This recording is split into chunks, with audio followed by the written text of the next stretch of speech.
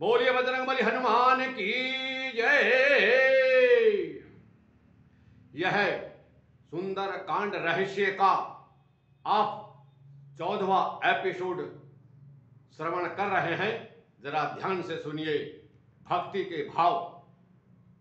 आप इसके जो हम अर्थ बता रहे हैं, रहस्य बता रहे हैं, उससे जागेंगे और ये जरूरी है। सीता ने जब उसको बहुत निम्न स्तर का बताया, तब उसको रावण को यानी ये लगा कि इसने मेरा अपमान कर दिया है। सीता ते मम अर्कित अपमाना कटे हम तव शिर और कठिन कृपा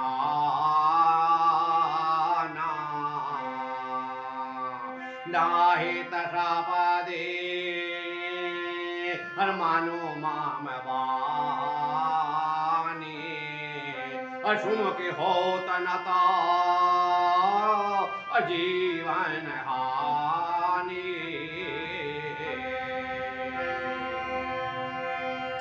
श्याम सरोज ताम श्याम सुंदरा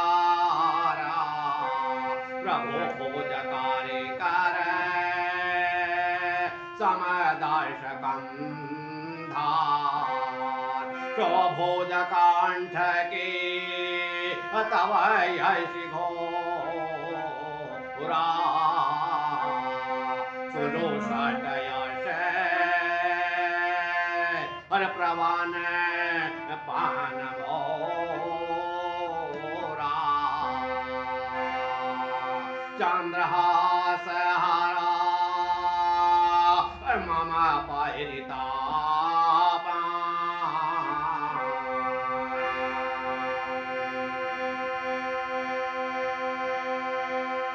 रघुपति वीरः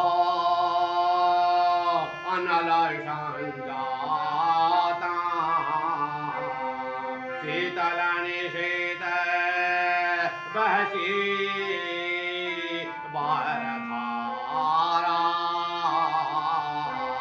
कह सीताहरा हर मम दुख भारा सुनात बचन पुनि अरे मारन धावा मैं तनया कही नीति बुझावा कह सकल निशा चरण बुलाई सीत ही बाहो विधि हताश हूँ जाहे मास दिवस महो कहा न माना तो मैं मार भी कढ़ी कृपाना श्री राम जय राम। सीता, तूने मेरा अपमान किया है। रावण कह रहा है, मैं तेरा सिर इस कठोर कृपाण से काट डालूंगा, नहीं तो अब भी जल्दी मेरी बात मान ले। हे सुमुखी, नहीं तो जीवन से हाथ धोना पड़ेगा। सीता जी ने कहा, हे दशग्रीव, प्रभु की भुजा जो श्याम कमल की माला के समान सुंदर है और हाथी के सूंड के समान पुष्ट तथा विशाल है, या तो वह भुजा ही मेरे कंठ में पड़ेगी या फिर तेरी भयानक तलवार ही। हे शख्स, तूने यह मेरा बल नहीं देखा, और देख यही मेरा सच्चा प्रण है। आगे सीता पुनः कहती हैं, हे चंद्रहास तलवार, चंद्रहास तलवार को संबोधित करते हुए कह रही है, हे चंद्रहास तलवार, श्री रघुनाथ जी के विरह की कठिन अग्नि से उत्पन्न तू मेरी बड़ी भारी जलन को आज मिटा दे। हे तलवार, देख तू शीतल है और तीव्र भी है, और तू श्रेष्ठ धारा बहाती है, अर्थात तेरी धारा ठंडी है और तेज है। तू मेरे दुख के बोझ को हर ले। सीता जी के इस प्रकार वचन सुनकर वह रावण मारने के लिए दौड़ा है। तब मैं दानव के पुत्री मंदोदरी ने नीति कह करके उसको समझाया।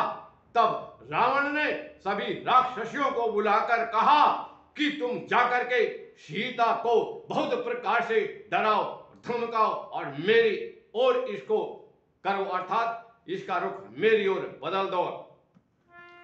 अरे भवन गयो दश कंधरा यहाँ पिशाच निवृंदा शीत ही त्रास देखावहि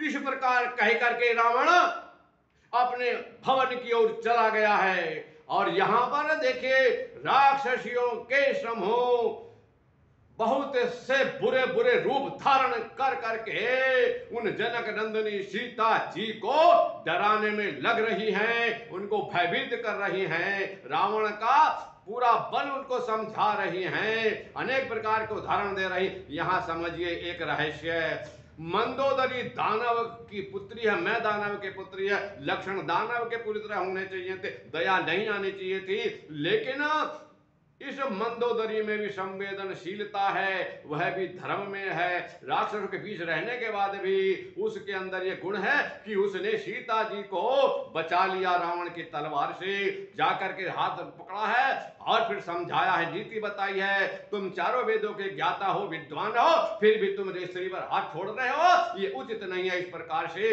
समझा करके रोक दिया है। अन्यथा वो मंदोदरी चाहती तो ये सोच लेती कि ये तो मेरी सौत बनने वाली है, पटरानी बनने वाली है, तो मरने दूं, लेकिन नहीं, उसने उसको बचाया है। ये उस समय यानी दुष्टों के बीच में भी ऐसे दयावान लोग भी आ जाते हैं। तो इस प्रकार से यह रहस्यात्मक बातें आपको भिन्न भिन्न स्वरूपों में प्राप्त होंगी। यद्यपि भगवान के लीलाओं का रहस्य समझाना भी बड़ा कठिन है, अरे भगवान स्वयं भी आए तो वो भी नहीं समझा सकते। इधर देखिए सीता जी ने अपने प्रभु श्री रामचंद्र जी के बल का भी अनुमान करा दिया कि भुजाओं में कितना बल है, और कहा कि चाहे मेरे प्राण क्यों ना चले जाए, पर मैं तुझ जैसे दुष्ट के अधर्म को नहीं अपना सकती, तुझ जैसे दुष्ट को नहीं अपना सकती। अरे जो धर्म पर आरूढ़ रहते हैं ना, कितनी भी आपत्तियां आती रहें, चाहे उनके प्राण ही क्यों ना चले जाएं, फिर भी वो उससे अलग नहीं हटते। आज स्त्रियों ने भी ऐसा ही किया है, तब जाकर के धर्म समाज को और मानवता को बचाने के लिए अपने प्राणों तक की आहुति दी है। ये आपको रहस्य है मिलेगा। माँ जनक नंदिनी सीता जरा भी नहीं घबराई है, यद्यपि पूरे अकेली है, पूरे लंका में बैठी हुई है, अशोक के वृक्ष के नीचे बैठी हुई है, धूप छां और गर्मी वर्षा सबको सहन कर रही है।